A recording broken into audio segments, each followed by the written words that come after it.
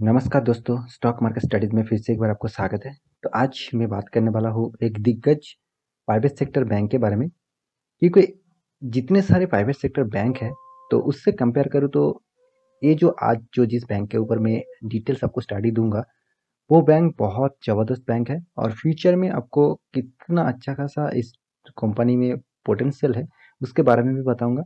और आपको long term investment करने के लिए इस कंपनी में कितना अच्छा खासा आपको रिटर्न मिल सकता है, उसके बारे में डिटेल से यहाँ पे मैं आपको दिखाने वाला हूँ। तो वीडियो को पूरा देखिए और अभी तक मेरे चैनल को सब्सक्राइब नहीं किया तो जरूर सब्सक्राइब कर लीजिए। साथ ही साथ बेल आइकन को प्रेस करके ऑल भी कर दीजिए, क्योंकि आपको daily basis stock market information चाहिए। तो चलो देखते हैं आज का बैंक के बारे में। तो सबसे पहले आप देख लीजिए, जिस बैंक के बारे में यहाँ पे बात करने वाला हूँ वो है आईसीआईसीआई बैंक। तो आप सभी जानते हैं आईसीआईसीआई बैंक के बारे में। तो जिस बैंक का नाम यहाँ पे मैं बता रहा हूँ, टोटली प्राइवेट सेक्टर बैंक है। और आप सभी जानते हैं प्राइवेट सेक्टर जितने सारे बैंक होते हैं वो अच्छा खासा परफॉर्मेंस तो जरूर करते हैं। साथ ही साथ प्राइवेट जितने सारे बैंक है उसके हिसाब से आईसीआईसीआई बैंक बहुत ज़बरदस्त बैंक है। उससे पहले आप कोडक बैंक मान लीजिए, एचडीएफसी बैंक मान लीजिए, वो तो बहुत तगड़ा बैंक है। और आईसीआईसीआई बैंक भी उसी के रेंज में आते हैं और उसी के कंपटीटर के हिसाब से रैंकिंग में भी है। तो इसका पूरा डिटेल्स यहाँ पे आप एक बार देख लीजिए। देखिए आईसीआईसीआई बैंक का जो प्राइस रेंज है आप यहाँ पे देख सकते हैं। प्राइस रेंज करीबन यहाँ पे आपको 720 रुपीज़ यहाँ पे देखने को मिल रहा है। मतलब अभी तक 1000 क्रॉस नहीं किया। जितने सारे प्राइवेट सेक्टर का बैंक है जो अच्छा खासा परफॉर्मेंस कर रहा है, वो 1000 के ऊपर प्राइस रेंज में आपको देखने को मिलेगा। तो अभी तक आईसीआईसीआई बैंक में उतना अच्छा खासा परफॉर्मेंस, देखिए परफॉर्मेंस तो जबरदस्त दिखा रहा है, तो फिर भी देखिए प्राइस रेंज आपको अच्छा खासा प्राइस में यहाँ पे मिल रहा है। तो कंपनी का जो परफॉर्मेंस है उसके हिसाब से आप देखेंगे तो यहाँ पे कंपनी का जो परफॉर्मेंस है, कंपनी का जो प्राइस रेंज है अभी तो आप देख सकते हैं यहाँ पे 720 रुपीज़ चल रहा है। और कंपनी की जो मार्केट कैपिटलाइजेशन है वो बहुत बहुत ज़बरदस्त है। कंपनी का जो मार्केट कैपिटलाइजेशन है मान के चलिए करीबन 4,99,000, मतलब मान के चलिए 5 लाख करोड़ का मार्केट कैपिटलाइजेशन कंपनी बन चुके हैं। तो ये भी एक ज़बरदस्त न्यूज़ है। साथ ही साथ कंपनी का जो पीए रेशियो है अभी तक देखा जाए जितने सारे बैंक है उसका पीए रेशियो से बहुत कम है। तो फिर भी एक ठीक ठाक लेवल में चल रहा है, क्योंकि पीए रेशियो में हर बार कहता हूँ कि 10 से 30 मतलब 30 तक आपको पीए रेशियो होना चाहिए। तो यहाँ पे 27 पी रेशियो है, वो भी बहुत अच्छा है। साथ ही साथ कंपनी का जो फेस वैल्यू मतलब ₹2 कंपनी स्प्लिट हो चुका है, तो इसीलिए कंपनी का प्राइस रेंज अभी भी 720 यहाँ पे चल रहा है। तो कंपनी का जो डिविडेंड है वो 0.28% कंपनी डिविडेंड दे चुके हैं। साथ ही साथ कंपनी का जो बुक वैल्यू है यहाँ पे 251, मतलब बुक वैल्यू के बहुत ऊपर अभी कंपनी ट्रेड कर रहा है। ये भी एक बहुत अच्छा न्यूज़ है। और यहाँ पे देखिए कंपनी का जो टोटल मतलब जो रिटर्न ऑफ इक्विटी है वो देख लीजिए, 12 रुपीज़ रिटर्न ऑफ इक्विटी भी मिल रहा है। आरओसी भी देखिए 10 रुपये में है, मतलब आरओसी भी थोड़ा सा हाई हो चुका है। और यहाँ पे देखिए प्रॉफिट ग्रोथ कंपनी 104% का प्रॉफिट, जबरदस्त प्रॉफिट कंपनी ग्रोथ कर रहा है। तो इसीलिए मैं कह रहा हूँ कि आईसीआईसीआई बैंक जबरदस्त बैंक है, इसके ऊपर आपको जरूर नजर रखना चाहिए। और सी ए जी आर जो परसेंटेज है वो मतलब आपको एनुअल ग्रोथ रिटर्न जो मिल रहा है वो 19%। अब मान के चलिए तो म्यूचुअल फंड में आपको 15-16 तक आपको रिटर्न देंगे। तो इसका जो रिटर्न है वो 19% अभी तक जो सी ए जी आर का परसेंटेज है वो जबरदस्त है। मेरे हिसाब से कंपनी जबरदस्त यहाँ पे परफॉर्मेंस कर रहा है। यहाँ पे देखिए कंप्यूटर के हिसाब से देखा जाए तो कंपनी जो मैं पहले ही बता चुका हूँ, जिस जो 3 बैंक जबरदस्त परफॉर्मेंस कर रहा है उससे सबसे पहला जो नंबर पोजीशन में है वो है एचडीएफसी बैंक। इसके ऊपर मैं अलग से आपको वीडियो बना चुका हूँ, आप प्ले लिस्ट में जाकर देख सकते हैं।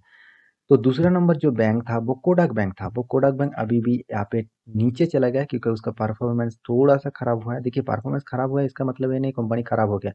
आई कोडक बैंक भी जबरदस्त बैंक है, ठीक है। तो इसका प्राइस रेंज देख लीजिए, जितने सारे बैंक है प्राइवेट, मतलब जितने सारे प्राइवेट बैंक है उसके हिसाब से कोडक बैंक के प्राइस रेंज सबके ऊपर है। फिर भी देखिए उसका मार्केट कैपिटलाइजेशन बहुत कम है आईसीआईसीआई बैंक और एचडीएफसी बैंक के तुलना से। तो आईसीआईसीआई बैंक का जो मार्केट कैपिटलाइजेशन है उसके हिसाब से कंपनी सेकंड पोजीशन में आता है। यहाँ पे देख सकते हैं कंपनी सेकंड पोजीशन में आ रहे हैं। तो ओवरऑल बात करूँ कंपनी का पी रेशियो देख लीजिए ठीक ठाक है। और यहाँ पे ईपीएस भी ठीक ठाक है, रिटर्न ऑफ इक्विटी भी ठीक ठाक है। मान के चलिए मोटा मोटी ठीक ठाक यहाँ पे मान के चलिए, उतना खास नहीं है, फिर भी देखिए अच्छा खासा परफॉर्मेंस यहाँ पे कर रहा है। और सी ए जी आर देखिए, जितने सारे बैंक है कोडक बैंक सबसे ज़्यादा यहाँ पे सी ए जी आर भी दे रहा है। कोडक बैंक के ऊपर मैं अलग सबको वीडियो बना दूंगा, कोडक बैंक भी जबरदस्त बैंक है। और यहाँ पे देखिए जो C A G R H D F C है वो करीबन मान के चलिए 18.79। और यहाँ पे ICICI बैंक है 19.12% यहाँ पे CAGR है।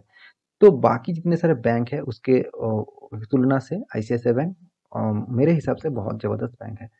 तो इसका जो और भी डिटेल्स यहाँ पे देख लीजिए, यहाँ पे देखिए प्रॉफिट ग्रोथ, सेल्स ग्रोथ, वो भी एक बार देख लीजिए। यहाँ पे आपको रिटर्न ऑफ इक्विटी भी ज़बरदस्त मिल रहा है 12% ईयर बेसिस। और मतलब रिटर्न ऑफ इक्विटी भी देखिए 1.39, थोड़ा सा कम है।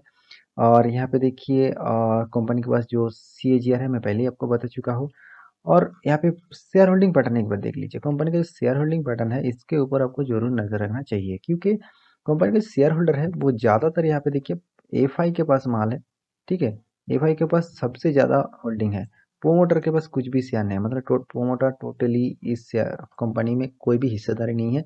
ज़्यादातर हिस्सा FI के पास है, क्योंकि FI जानते हैं इस कंपनी में कितना पोटेंशियल है। उसके साथ ही साथ DI के पास भी देखिए और भी ज़्यादा इन्वेस्ट है, 41%, मतलब FI के बाद 41% DI के पास भी है। और साथ ही साथ पब्लिक के पास भी देख लीजिए करीबन 10% यहाँ पे होल्डिंग है। तो मोटा मोटी बात करूँ, यहाँ पे प्रोमोटर, कोई भी प्रोमोटर यहाँ पे इस शेयर में होल्डिंग नहीं है। ज़्यादातर हिस्सेदारी FI के पास है, मतलब फॉरेन इन्वेस्टर के पास है। और उसके बाद DIS मतलब डोमेस्टिक इन्वेस्टर के पास है। तो इस बात को भी आपको नज़रअंदाज करना चाहिए, क्योंकि FI के पास ज़्यादा शेयर रहेंगे तो, और FI DI के पास ज़्यादा शेयर रहेंगे तो ये देखिए फॉरेन इन्वेस्टर है, कभी भी शेयर बेच सकते हैं। और देखिए अच्छा खासा कंपनी जरूर है, तो प्रोमोटर के पास भी कुछ शेयर होना चाहिए था, तभी इस कंपनी में एक पोटेंशियल रहते। तो इसीलिए शायद कंपनी अभी भी रैंकिंग 1 पोजीशन में नहीं जा पाए। फिर भी देखिए कंपनी का जो परफॉर्मेंस है वो मोटा मोटी देखा जाए ज़बरदस्त परफॉर्मेंस है। यहाँ पे मैं कंपनी का जो रेवेन्यू है उसके बारे में बात करूँ, तो यहाँ पे देखा जाए कंपनी का जो रेवेन्यू है वो ज़बरदस्त रेवेन्यू यहाँ पे बना रहा है। एक चार्ट पैटर्न जो बन रहा है रेवेन्यू का वो अच्छा खासा एक अप ट्रेंड में है, इसको आपको जरूर देखना चाहिए। रेवेन्यू ज़बरदस्त बन रहा है।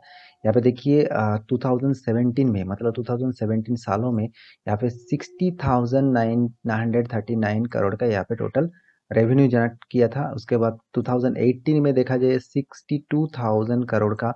उसके बाद 2019 सालों में यहाँ पे 71,900 करोड़ का यहाँ पे कंपनी मतलब रेवेन्यू जनरेट किया है। साथ ही साथ 2020 में भी देखिए कोरोना के सिचुएशन में भी कंपनी, आपको देख के नहीं लगेगा कि कंपनी अच्छा खासा रेवेन्यू नहीं जनरेट कर पाया। यहाँ पे देखिए 84,000 पिछले सालों से कंपेयर करें तो बहुत आगे चला गया था। उसके बाद यहाँ पे 2021 में तो और भी अच्छा खासा तेजी हो गया, 89%, 89,000 करोड़ का यहाँ पे टोटल रेवेन्यू जनरेट किया है।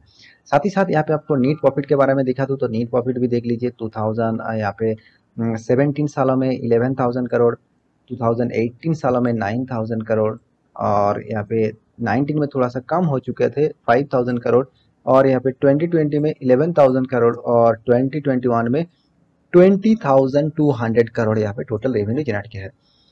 तो ईयर ऑफ ईयर बेसिस देखिए थोड़ा सा गिरावट हुआ था, उसके बाद फिर से जो रैली पकड़ा है कंपनी ने बहुत जबरदस्त है। और यहाँ पे EPS भी देख लीजिए 27 रुपीज़ EPS भी है अभी, और रिटर्न ऑफ इक्विटी भी देख लीजिए अभी 11, मतलब मान के चलिए 12 रुपीज़ यहाँ पे रिटर्न ऑफ इक्विटी भी है। तो यहाँ पे सबसे जो इस कंपनी का जो नेगेटिव पॉइंट है वो है यहाँ पे कोई भी प्रोमोटर यहाँ पे होल्डिंग नहीं करके रखा है। बाकी ओवरऑल जितने सारे पैरामीटर्स है वो 5 स्टार पैरामीटर है। आपको लॉन्ग टर्म इन्वेस्ट करना ही है तो आपको इस स्टॉक के ऊपर जरूर स्टडी करना चाहिए। देखिए मैं कोई रिकमेंडेशन नहीं कर रहा हूँ, और फ्यूचर में भी कोई भी स्टॉक आपको रिकमेंडेशन नहीं करूंगा। मैं आपको अच्छा खासा स्टॉक के बारे में बताऊंगा और उसका परफॉर्मेंस दिखाऊंगा। उसके बाद खुद आप समझदार है, आप समझ के कौन सा स्टॉक में इन्वेस्ट करना है आप खुद ही इन्वेस्ट कर लेना। और मेरा राय जानना चाहते हैं तो मैं यही कहूँगा, ये कंपनी ज़बरदस्त है, 5 स्टार रेटिंग इसको मैं देना चाहूँगा। और जितने सारे दिग्गज इन्वेस्टर है वो भी इसको 5 स्टार देना चाहेंगे, क्योंकि इसका FIS देख लीजिए, FIS सबसे ज़्यादा होल्डिंग करके बैठा हुआ है। उसके बाद DIS, मतलब मान के चलिए FIS और DIS इसके ज़्यादा होल्ड क्यों किया है, उसका मतलब यही समझ लीजिए इस बैंक में कितना पोटेंशियल उसको लगता है, तो इसीलिए तो इन्वेस्ट किया है ना ज़्यादा। तो आशा करता हूँ आपको पूरा डिटेल्स जानकारी मिल चुका होगा। और थोड़ा सा चार्ट पैटर्न के ऊपर मैं ले जाता हूँ। यहाँ पे देखिए चार्ट पैटर्न आप देख लीजिए, यहाँ पे आपको एक साल में कंपनी का जो रिटर्न है वो एक बार देख लीजिए। एक साल में आपको करीबन यहाँ पे दिखा जा रहा है कि 105% का रिटर्न। उसके बाद यहाँ पे मैक्सिमम चार्ट पैटर्न दिखा दूँ तो करीबन 17,000, यहाँ पे देखिए 17,000 करोड़ का रिटर्न, मतलब कितना अच्छा खासा रिटर्न यहाँ पे कंपनी दे चुके हैं।